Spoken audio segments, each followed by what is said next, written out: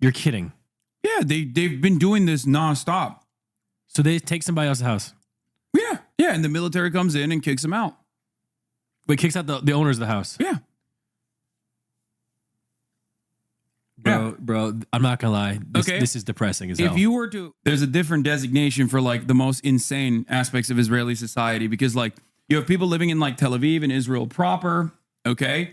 And then you have people living in the West Bank. The people living in the West Bank are the most insane because they are the most loyal soldiers of Zionism. They're basically the most insane. They're like, no, we have to live here so that we can take over this land and eventually. And the Israeli government has basically allowed them to do that and have actually urged them to do that, right? Oh, here's a really famous, prominent example. This man right here, Jacob, from, I believe, Brooklyn or Long Island, is a fantastic example of how the settler process works. This is in East Jerusalem, which is occupied by Israel, but there are a lot of historic Palestinian homes there. This is one of those historic Palestinian homes. Jacob flew in from Long Island to come to East Jerusalem and basically took over someone's house, literally.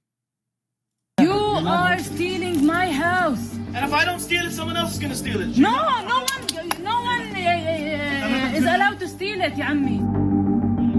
This guy? Yeah. This guy definitely has a Reddit account. Oh, yeah. Jacob, you know this is not your house. Yes, but if I go, you don't go back. So what's the problem? Why are you yelling at me? I didn't do this. But It's easy to yell at me, but I didn't do this. You are stealing my house. So he just came from America to steal someone's house? Yeah. They do it all the time. I mean, did he get the house? I think they did. I think he did, yeah. You're kidding. Yeah, they've been doing this nonstop. So they take somebody else's house. Yeah. Yeah, and the military comes in and kicks them out. Wait, kicks out the owners of the house. Yeah. Bro, I'm not gonna lie. This is depressing as hell. If you were to, like, for example, sometimes in the media they'll be like, an anti-Semitic incident occurred in a fucking Jewish community center the other week, where anti-Semitic protesters attacked Jewish people that were quietly congregating. And then you look into it, and you look into the fucking incident, and it turns out it's actually an auction. An auction for what, you might ask?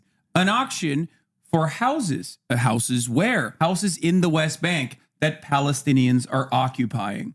In the United States of America, we have auctions for real estate of homes that do not belong to the people that are selling them. Dude. And when people go and protest those auctions, the American media says anti-Semitism. Oh my God. How do you like read this stuff all day and like not like cry yourself to sleep at night? This is fucking horrible. I'm motivated by the change that I'm motivated by the change that I might actually create in this world by educating one extra person, whether it's you or thousands of others that watch, that learn what the truth actually is, and change their minds, and then go out and protest, go out and spread the truth to other people. That's why I do it. And I've been doing this for, especially this is an issue that I've spoken about for years at this point, 10 fucking years professionally in public life. I've spoken out against Israel's actions because like a lot of people only became more knowledgeable of like the stuff that Israel was doing after October 7. But this has been ongoing. This video is from fucking 3 years ago. By the way, I'm an example of this because I always thought Israel were the homies. Yeah. That's kind of how there was Peyton as me as an average guy from Michigan who just went to college. Yeah. So that's the picture that was kind of painted to me growing up. So as someone who's been doing this for years and years and years, I never thought that there would be this much outward support for Palestinians. Because 5-6 years ago, when I said stuff like this, people would be like, you're anti-Semitic. You're the most anti-Semitic person I've ever seen. Fuck you. Oh my God. Yeah. What was the deal with like the Jewish people in the sewers in New York? Is it all correlated, or is that just something different? No. Okay. So like remember that mattress with the blood on it? Like what was that? Remember when I told you like there's like different sects of Judaism? You're technically Christian, right? Okay. Would you say you're Christian? No, like you're. I'm whatever gets me the least amount of hate. Okay.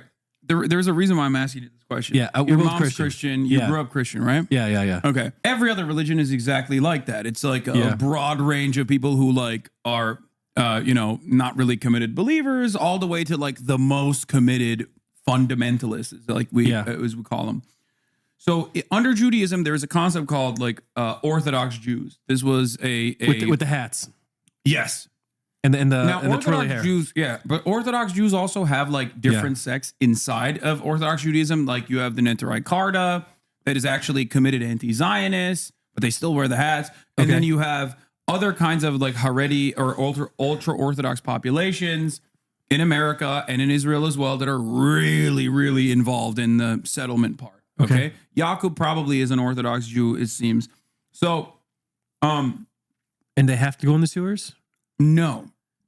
Okay. The sewers was one specific sect of like very religious Jews, right? That simply wanted to expand underneath the Chabad. Like they just literally wanted to. I think the ultimate goal was like to connect like two different buildings. Okay. That they own. Look at this guy. What's up, dude? You look hot. This is Amnesty International. It's a non-governmental organization. It's a human rights group. Okay. They did a video a while back after declaring Israel to be an apartheid regime in the month of April in 2021. This was before. This was way before October. Yeah. Because Israel has been in apartheid for a very long time. Do you know what an apartheid is? Nelson Mandela. Good start. Let's watch this Amnesty International video now. Okay. Probably the disturbing images of racial segregation between whites and blacks in South Africa, where a regime ruled by a racist white minority declared themselves officially superior to the black majority, then proceeded to dominate them. South Africa's apartheid system officially ended in the mid-1990s, but that doesn't mean apartheid can't happen elsewhere. Here, in Israel and the occupied Palestinian territories, Palestinians are being forced off their land and out of their homes, separated and segregated by laws, walls, and checkpoints. They live in a constant state of fear and insecurity and deliberately impoverished. While, on the other hand, Israeli authorities have given the Jewish Israeli population privilege over Palestinians in just about every facet of life. The question is, does this all amount to the crime of apartheid? First, the definition of apartheid. The crime against humanity of apartheid is perpetrated when particular serious human rights violations are committed with the purpose of establishing and maintaining a system of domination by one racial group over another and systematically oppressing them. But does this system exist in Israel and the occupied Palestinian territories? And there's been a growing debate about whether the situation in Israel and the occupied Palestinian territories is apartheid. And now is the time for us, as the world's largest human rights organization, to offer up our analysis. Our findings and criticism are directed not at the Jewish people, but at the Israeli state. It's the Israeli state that put in place the policies that implement the laws and the practices that oppress Palestinians. Well, Israeli leaders have been clear about their intentions from the beginning. In 1948, just before he became the first Prime Minister of Israel, Ben-Gurion visited Lifta and other Palestinian areas near Jerusalem that were completely emptied of Palestinian residents following attacks by Jewish forces. I do want to mention something here because, this is, you're right, a one-sided conversation from a trusted third party. Having said that, there are a litany of misinformation and cherry-picked points throughout history and genuine suppression of the truth in terms of historic data that defenders of Israel has engaged in the Western world, especially, and in Israel as well, for a very long time. This is precisely the reason why a lot of people that are educated on the matter might actually arrive at an entirely different conclusion.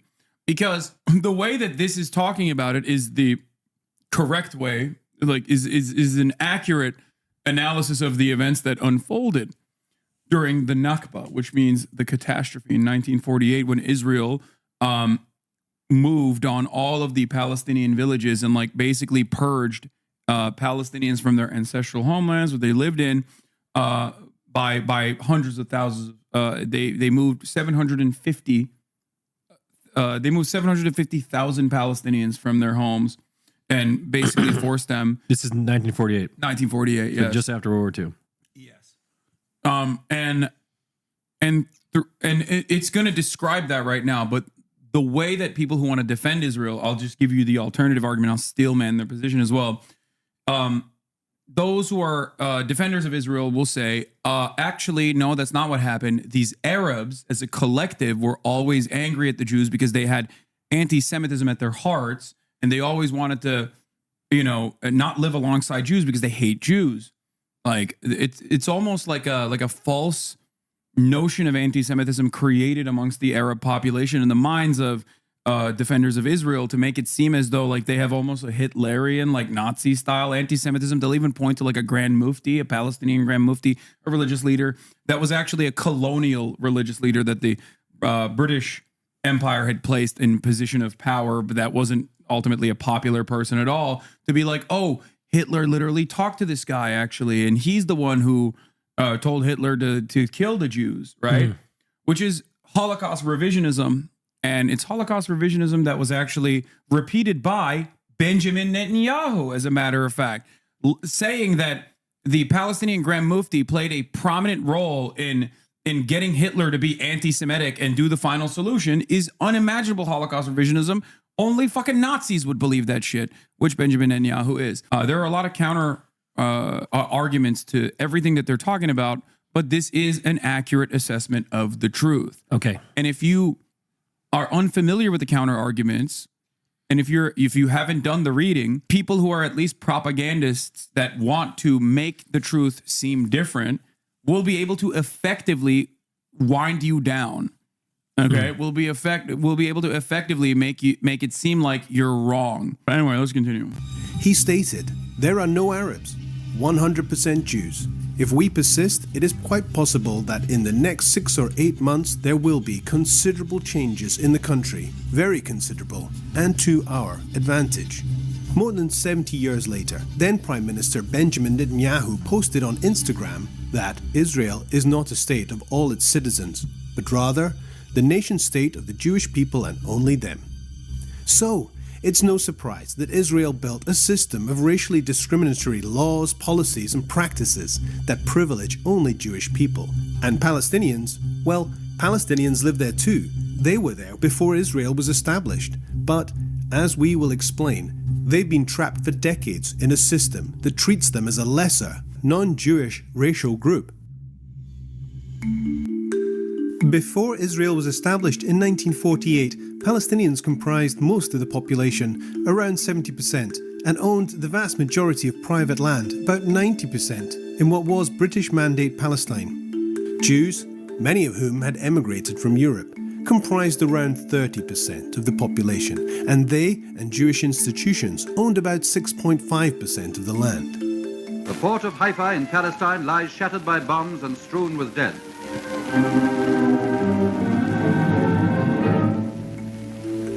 In the course of establishing Israel as a Jewish state in 1948, Israeli authorities acted to turn the situation on its head and were responsible for the mass expulsion of Palestinians and the destruction of hundreds of villages, forcing around 800,000 Palestinians out of their came in here homes and just took this shit. lands. Thousands of Palestinians and Jews were killed in The counter to this, the legalese, is like, oh, well, the Holocaust happened. These people were not responsible for it. As a matter of fact, 11,000 Palestinians fought against Nazi Germany, but it doesn't matter. It's besides the point. But basically, this is what settler colonialism is. And ultimately, the way that, like, in Israeli society, the way that these events are explained is totally backwards. Like, oh, it was an Arab war against Jews, and the Jews fought back, so we had to send the Arabs away. But the question in that situation is, why didn't you let them return to their homes? These are civilians. Therein lies the problem. I think they came in wanting the whole land from the beginning. That's precisely what it is. And this is just what it's come down to. Ultimately, that is the final evolution of Zionism, which is happening currently. the context of attacks on civilians during this conflict. Today, there are around 6 million Palestinian refugees who Israel denies the right to return to their homes. After the 1967 war, Israel occupied the Palestinian territories of the West Bank, including East Jerusalem and Gaza. Israel's brutal military rule. I didn't want to tell you like the psychotic shit that they did during the Nakba from 1947 onwards. Plan Dalit. These are all historical texts that were literally uncovered by Israeli historians, by the way. And ironically, one of the formative Israeli historians basically uncovered it and then changed his position to, yeah, it was ethnic cleansing and it was planned, but it was good. I'm glad that it happened. And the others were like, this was completely unacceptable. What the fuck? One of which is historian Ilan Pappé, Israeli historian Ilan Pappé. He's an award-winning Israeli historian who was an academic in Israel, who left Israel, and I think he like literally gave up his citizenship too. He's like, fuck this shit. Avi Shleim, Ilan Pappé, and the last historian that I'm talking about is Benny Morris. Benny Morris is the one who was like, yes, ethnic cleansing happened, but it was good. This is one of the many things that they did. The Zionist paramilitaries attacked the village of Deir Yassin. A lot of the stuff that they talked about during October 7 was shit that like Israel had done in Deir Yassin, throwing babies in ovens and things like that. Sorry, what? The objective? Maintain Jewish-Israeli hegemony and maximize control of land. In the city of Jerusalem, the Israeli official policy is to maintain at least a 60% Jewish majority. Oh, by the way, Israel supported the South African apartheid. Now is a once-in-a-lifetime opportunity, not only to stand within its gates, but also to build the home of your dreams there. I mean, how did Israel feel about the Holocaust? So where do all the Palestinians live now? I don't think they liked it. 3.4 million live outside of Israel in the occupied territories, mainly in refugee camps in neighboring countries. I mean, it sounds like they're trying to run it back, but in their favor. Yeah, that actually, what you just described is like literally plays a very formative role in the Israeli nationalistic mythos. The Holocaust is like, first of all, Israel didn't exist before when the Holocaust was happening. You know that, right? I don't know anything. Okay, think about the timeline. 1948. I'm learning now. Okay, so this is years after. How do they feel about it now? So the Holocaust plays a incredibly important and very instructive role in the building of the Israeli nation state, and it is a part of like the national myth making for Israel. The analysis is that before the Holocaust, there were also literally centuries of pogroms where, you know, blood libel. Like everyone, anytime in any fucking Russian village or in Europe or whatever, something bad was happening, they'd be like, oh, it must be the Jews that are doing that. So what would they do? They would go and fucking find all the Jews and kill them or purge them. So Jewish people have a very long history of consistently getting fucking slaughtered. Why? Mercilessly. Though? There was one exception, however. Yeah. The Ottoman Empire. Not to fucking glaze myself too much, but the Ottoman Empire was safe haven for Jews. And a lot of Jews actually escaped the Spanish Inquisition and came to the Ottoman Empire and lived in many different parts of the Ottoman Empire, including, but not limited to, historic Palestine. And at the time, it was seen as like a significantly better living experience for Jews in terms of like Europe, in comparison to Europe. But that's besides the point. So what I was saying was, so centuries of pogroms and the Holocaust itself was like a enough is enough moment for a lot of people, I think, where some internalize the message behind never again as like, you know, we can never allow this to happen to anyone ever again, which is the correct message. That's the reason why that message exists. And others, namely those who are at the helm of spearheading Israeli society and building this nation, saw that as never again to us. Like just, you know, nobody else. I don't give a fuck. We will do it ourselves, actually, even if that's what it takes, but never again to us. So it's the way I think that the Holocaust is viewed is like very complicated in Israeli society, where like there's almost an air of like resentment towards Jews that survived the Holocaust or escaped the Holocaust, where they are seen as like weak by, depending on what fucking level of mania you're operating on, where like there are a lot of hyper right-wing Israeli nationals who consider like Jews during the Holocaust to be weak. They didn't fight back. They didn't fight back enough, which is, again, ahistorical because they did fight back. That's the Warsaw Ghetto Uprising, which is analogous to, you know, October 7 in many respects. But, and that they did not know that they were being sent to death camps. Many Jews did not know that they were being sent to death camps. But the idea is like, they were weak Jews and we will never be like them. We will be strong Jews. And I think that's part of the reason why Israeli society is so militant, so hyper militant. One, because it's a settler colony in the middle of a region where it's like actively purged the ethnic indigenous population. So obviously there's going to be a lot of resentment towards that. But beyond that, it's the genuine, I think like a quite reasonable assessment of the situation as if you parse through Jewish history.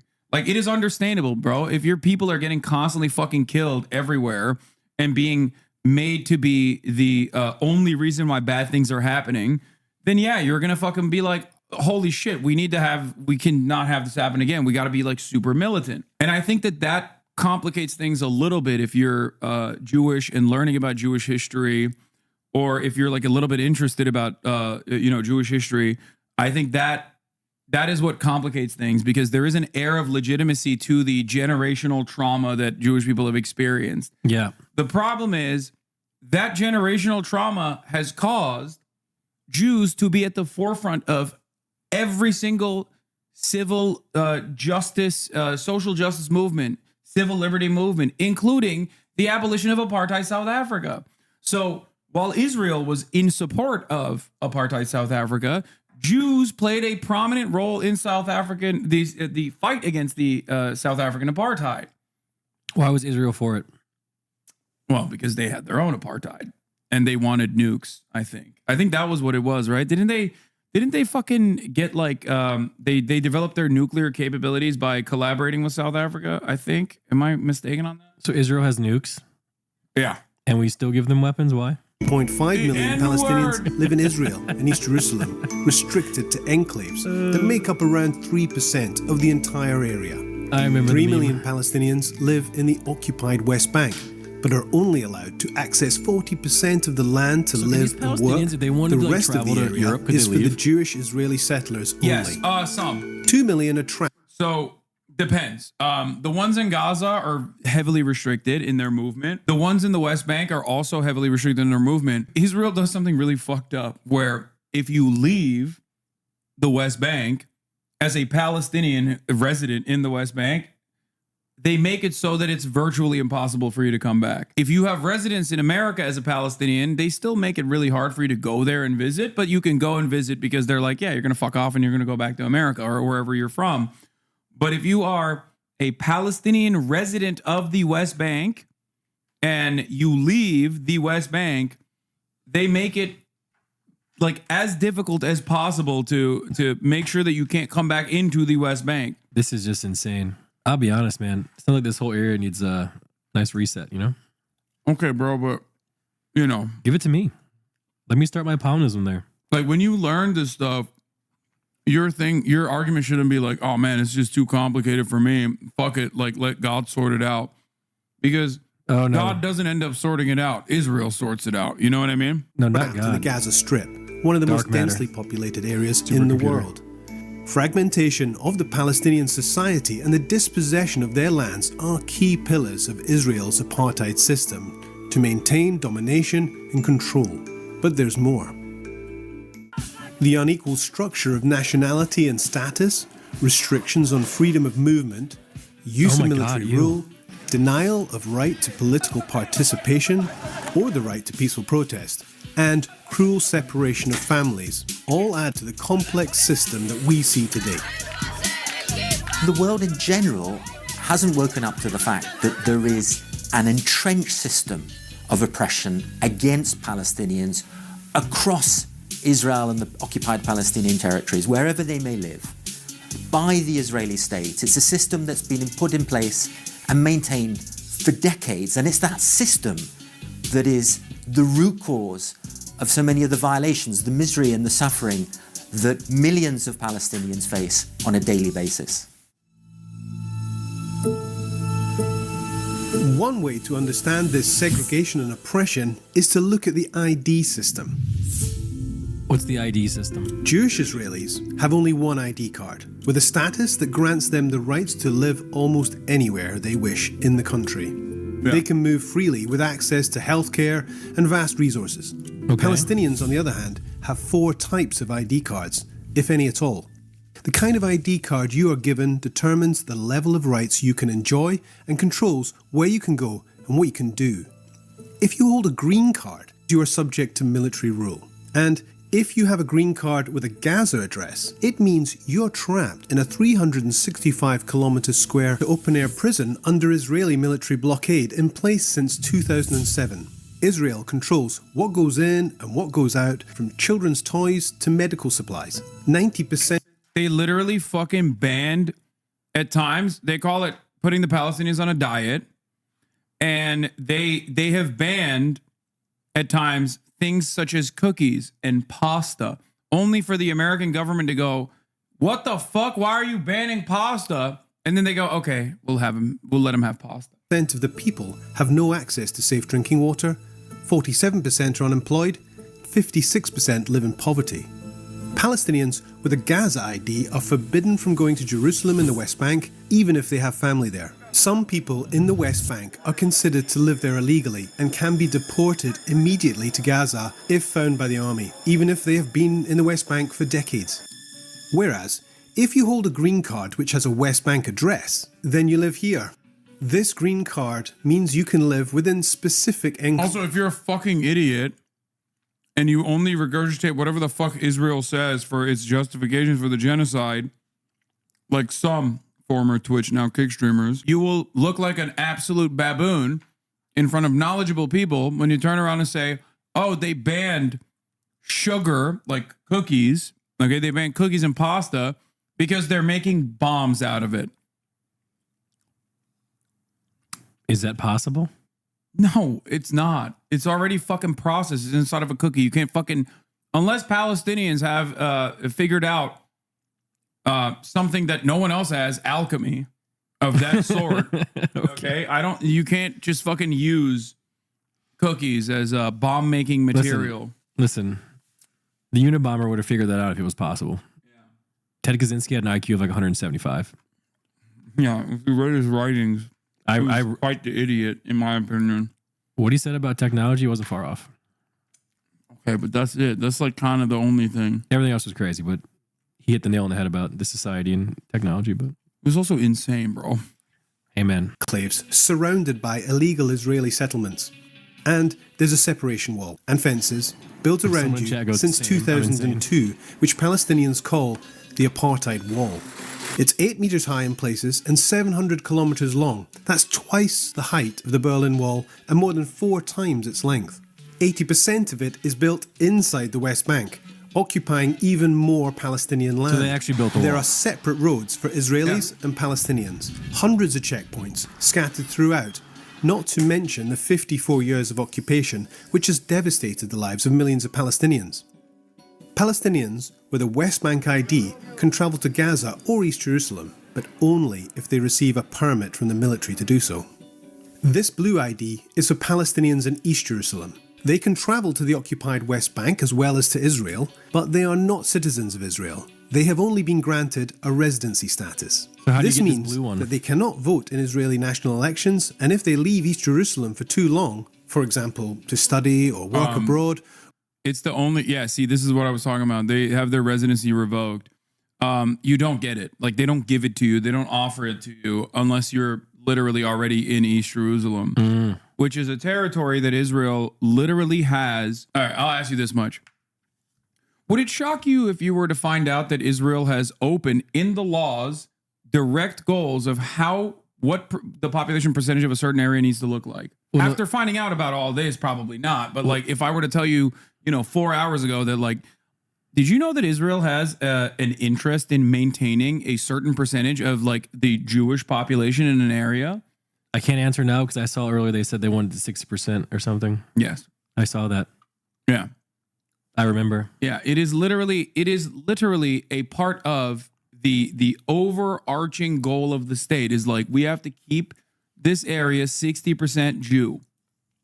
This sounds As a Canadian citizen, I'm not allowed to fly into Tel Aviv. They would put me on a flight to go back. I'm only allowed to into the West Bank through Jordan. And I can't go to Jerusalem either without a visa from them, which they normally deny. Yeah. If you're a Palestinian, like, if you're an Israeli citizen, if you're an Israeli Jew, right? Because Israel has its own demographics, which is really funny because like Israel is relatively diverse in terms of like the actual ethnic backgrounds. Because there's plenty of Arab Jews as well, right? Like if I were to put a fucking lineup and be like, which one is Palestinian, which one's Israeli, you would not be able to tell them apart. They all look fucking diverse. Like there's white ones and then there's fucking brown ones and even black ones, right? And black what? Jews and also Arabs. Yeah, there's Ethiopian Jews, bro. They look like me? I mean, you're light-skinned enough, but no. I mean, Ethiopians look kind of. I mean, I guess kind of. Okay. Could Nick be Ethiopian, chat? And the same goes for Arabs. Anyway. Yeah. Israeli society has created because of its ethno-state status. The Israeli government has created a designation. There's 2 tiers. You are either an Israeli citizen, like full-blown citizen, which means you're Jewish, or you are a non-Jew living inside of Israel. We call that the Palestinian citizens of Israel, the 1948ers, the people that were there that were offered citizenship at the time. The only thing that makes them different from like full-blown Israeli Jews is that they're just not Jewish, that they're either Christian or Muslim. Now, here's where things get interesting, okay? There are Arab Jews. Itamar Ben-Gvir is the Ministry of like Interior Defense or whatever, like the national police guy, right? Mm-hmm. He's fucking from Iraq. He's Arab, but he's Jewish. So even if you're Arab, you still get slotted into Jewish as your ethnic and religious background. And what's really interesting about this process is that if you are an Israeli Jewish citizen, regardless of where you're from, and you want to marry a Palestinian Muslim in the West Bank, you can't bring the Palestinian Muslim from the West Bank into Israel. Even if you get married, you have to live in the West Bank now. You can, your citizenship only goes down. Like you only get level down. You can't level up. Okay. That is. Yeah. I've had a conversation with a literal Arab, with a Jewish Arab from Israel, teenager. Mm-hmm. And in the conversation, I tried to explain to him that like he's technically Arab as well, or Itamar Ben-Gvir is Arab. And he got mad at me. He was like, no, they're not Arab. They reserve the term only for non-Jews. Calling an Israeli Jew an Arab is like calling them a slur there. Yeah. I have another dumb question. Yeah. For like Gaza and like the West Bank, do they have internet? Yeah. So there's a couple different processes. One now former HasanAbi head who was executed by the Israeli state. Excuse me. One of your viewers was executed by a bunch of my viewers. Yes. Shut the fuck up. What do you mean shut the fuck up? He was also a TikToker. He also had a TikTok. Yeah. What? Yeah. There's a video of him. There's a video of him explaining the process of using eSIMs. And they killed him? Yeah. In an internet cafe. Oh, brother. Should I not be on this stream? Oh my God. You're not in Gaza. Oh my God. This is wild, Hasan. This whole thing is crazy to me, man. It's been tough bringing this up, but I don't even want to cover this aspect of it. I don't even want to talk about it. It makes me really sad to think about. But his name is Meadow. Anyway, he was a TikToker and he loved growing plants. He had like a miniature greenhouse. You don't have to get into it if it's sad. Anyway, please don't. The point is, he had a video where he talks about like how they get internet, where they go to the Egyptian border and they have eSIMs. Yeah, yeah. And they like fucking put the phone up so that he could pirate videos and then, watch American movies and TV. So he would get cell service from from Egypt. From an eSIM from Egypt, yeah. Okay, so they don't have internet. They have to. They have to go get it their own way. Yeah, Israel controls like the telecommunications as well. Like they would routinely blow up. He thinks they killed him because he watches you. No, he did. They didn't kill him because he watches me. They killed him because he's just a Palestinian, and you know, they don't care. Oh my God. But yeah, basically they control internet access. They'll blow like telecommunication centers. Like they'll blow up cell towers and stuff every now and then to force a blackout. In the early stages of the genocide, they would just like blow up the cell towers to do a complete communication blackout so that people couldn't get the word out about what was going on. But nowadays, they don't even feel the need to do that because people just don't care. Like, so many people have died and Americans don't care. Israel only offers justification for the people that they've killed if it becomes a fucking major news story in the West, too. That's the other thing. Like, World Central Kitchen, led by Jose Andres, American chef, very famous, Barack Obama's favorite chef. World Central Kitchen was literally, like, Jose Andres of World Central Kitchen was like defending Israel in the early months of October, being like, Israel has a right to defend itself. He was like shitting on a fucking Spanish parliament member who was saying like Israel does not have a right to fucking destroy Palestinian lives like this. Stop it. He was like, you know, critically defending Israel and stuff. So this guy is World Central Kitchen, right? Yes, he's from Spain. I know. But he's like very famous in America. Shut the fuck up. Anyway, he's done a lot of good stuff around the world. So he collaborates with the Israeli government. The Israeli government's like, oh, this will be good PR for us if we get this fucking famous Spanish chef who is a Zionist himself to go and like deliver food. So the World Central Kitchen basically operates in a similar capacity to UNRWA. Oh my God, I can't even begin to explain what UNRWA is to you. Never mind, I'm not even going to get into the Refugee Relief Works Agency. So they go and they hire Palestinians and they try to use like Palestinian kitchens. They try to use the Palestinian food. Like if they go to an area that is impacted, they try to hire the people there. So it's like double aid. You know what I mean? They give them money and they, they give them money and they use their own logistical supply chains. Anyway, it's a wonderful organization. Yeah. It is also comprised of Westerners like Americans, British people, Australian people. They go down there. Yeah.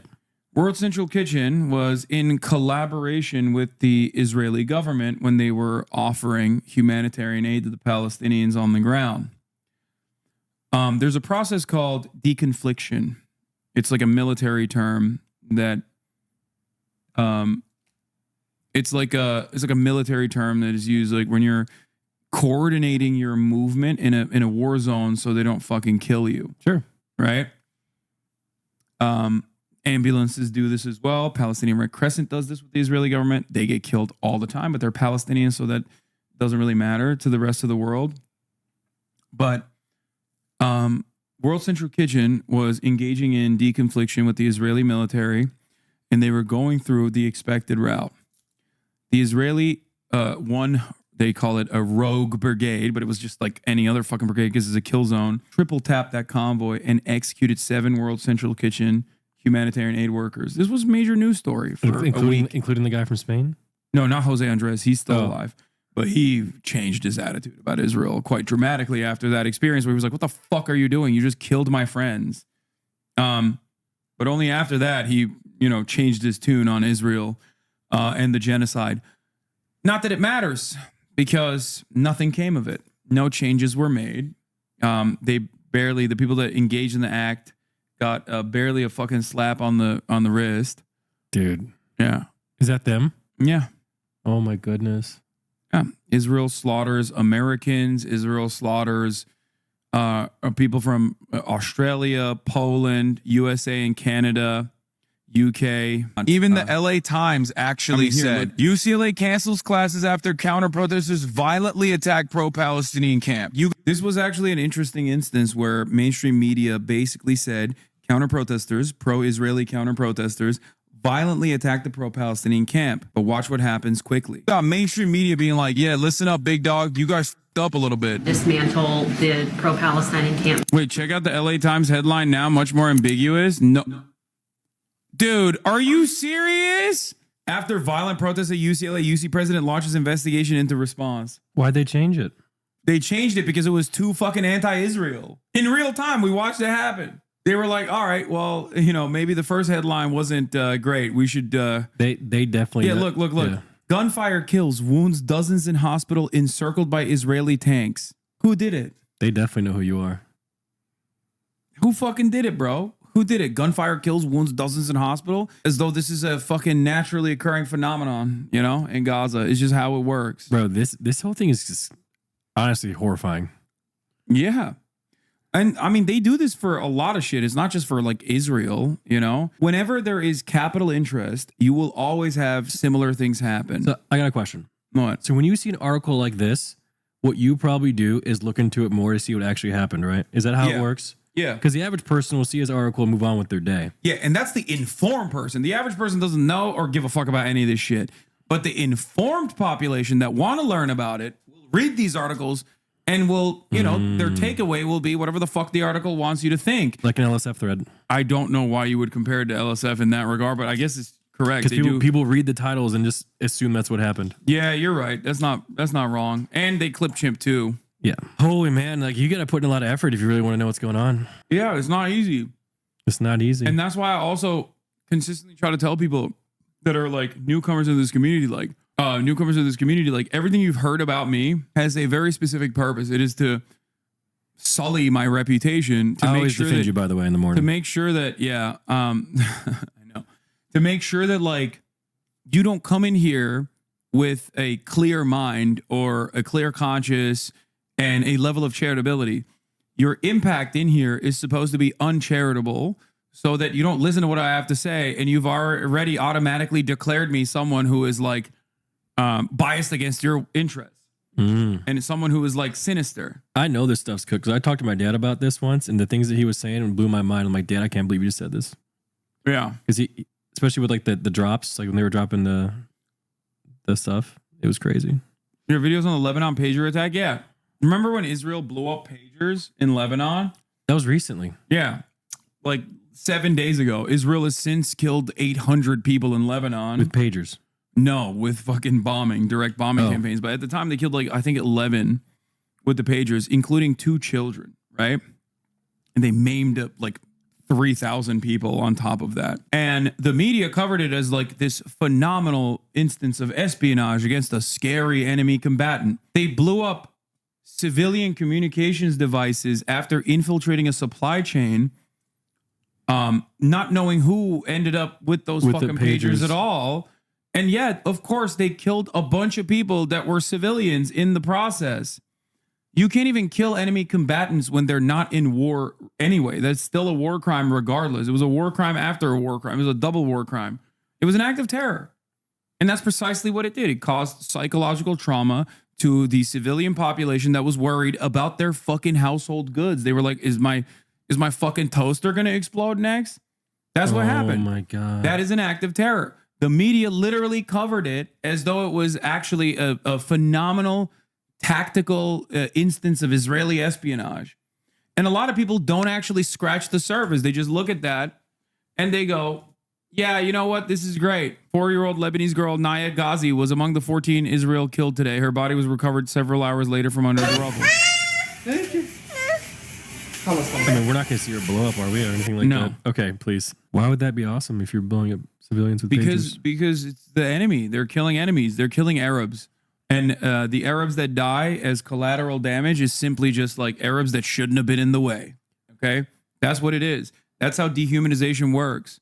This is also, this is why a lot of people despise American foreign policy, like absolutely hate American foreign policy. The craziest part of it is that they say these guys are human shields. That's like the Israeli propaganda for it. They're like, oh, well, they're human shields. They're in the way of our bombs. You know what makes you kind of wonder? How much of like, after like 9/11, the stuff that I was told as American citizens was just not true? A lot of it. Why did we invade Afghanistan? I don't fucking know. Why did we invade Iraq? The bad guys were there. Yeah. They hadn't, brother, 17 of the 19 hijackers were Saudi. I know. Why did we not invade Saudi Arabia and just went to random countries instead? Now, for Afghanistan, you could say, oh, they were holding Osama bin Laden. Okay. Turns out he was in Pakistan anyway, which is, again, next to the fucking Pakistani military training facility. He was living there. But regardless, when he was in Afghanistan, we had the opportunity to extract him without invading Afghanistan, but we invaded anyway. Do you like George W. Bush? Fuck no. Well, when he dodged those shoes. That was unfortunately one of those instances where you hate hearing about someone who is worthy of so much more worse things, but he just got good reflexes in that time. Did you see him tell a security guard to back off when the second shoe was coming? No. He did. He told us, I got this. I'm going to dodge this shoe. That's all I know. Whew. Man. They lied about WMDs in Iraq. They were like, oh, they have, WMDs. We got to go invade Iraq. Iraq was even less involved than Afghanistan was. And Afghanistan wasn't even fucking involved at all. Bush rejects Taliban offer to hand bin Laden. Excuse me? 9:30 p.m. update. Taliban demand evidence of bin Laden's guilt. Second week of airstrike starts. Taliban urges U.S. to halt bombing. Wait, they were going to hand him over? Yeah, dude. Didn't it take us 10 years to find this guy? And Barack was like, we got him. Don't even get me started on Osama bin Laden was a known asset. I know. And even before, there were plenty of people who did not like him and were actually against him amongst the Mujahideen, not the Taliban, but other groups in the Mujahideen in Afghanistan. On 9/10, they assassinated the guy who wanted to fucking give warn America about Osama bin Laden. But yeah, they rejected the Taliban offer to hand bin Laden, and they said we don't negotiate with terrorists. Okay, this might be a loaded question. I'm learning everything for the first time. Everything seems new to me. Was bin Laden behind 9/11? Yes. Okay. So not everything I know is a lie. No. Okay. All right. But bin Laden was before 9/11. All right. Osama bin Laden for many, many years got positive coverage even from the Western news. Did you know that? No, I'd never heard of the guy before that happened. Let me show you the tape. No, oh no. There's a tape? No, it's not a tape. Didn't he play Counter-Strike? Oh, this in the newspaper, this also had a photo of Osama bin Laden. Anti-Soviet warrior puts his army on the road to peace. The Saudi businessman who recruited Mujahideen now uses them for large-scale building projects in Sudan. Robert Fisk met him in Al-Matik. 1993. This is here's the photo, I think. Yeah, here it is. There he is. All 6'7" of old glory. He right was there. 6'7"? Yeah, he's tall as hell, bro. Did he play basketball? He should have. The reason why you are completely not knowledgeable of all these affairs is because it would make you go fucking crazy if you constantly thought about this shit. And the entire purpose of the media is to basically dull your sensibilities into not knowing any of this shit. What I have to deal with is something that's worse. You are fantastic. You're charitable. You're curious. You're interested in this intellectually, and you're not going to like immediately be resistant to what I have to say. But the average person that constantly gets all of this fucking propaganda, okay, already has a resilience to what I have to say, and sometimes will go forth and defend it, okay? They will defend the Israeli actions. That's what fucking pisses me off more than anything else.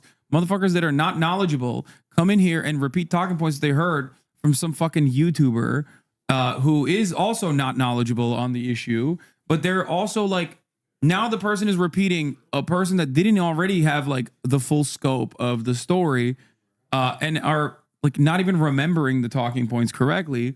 And they're just pissing me the fuck off because they're so smarmy and fucking annoying about it. They're like, and also on top of that, they, especially in this instance, they'll also package it with like a shit ton of Islamophobic sentiment to be like, this morning someone fucking came in and was like, I heard your pager is beeping. Like, that's like a threat. You know what I mean? He's saying like, oh my God, you're Hezbollah and you're going to blow up. Like I hope the American government kills you. That's what that means. And it's very frustrating because like, if you interrogate that person and try to figure out where they came to this conclusion, they have no knowledge whatsoever because it takes nothing to just be like, you're a fucking dirty, sand N-word and you're going to blow up. It takes nothing to say that.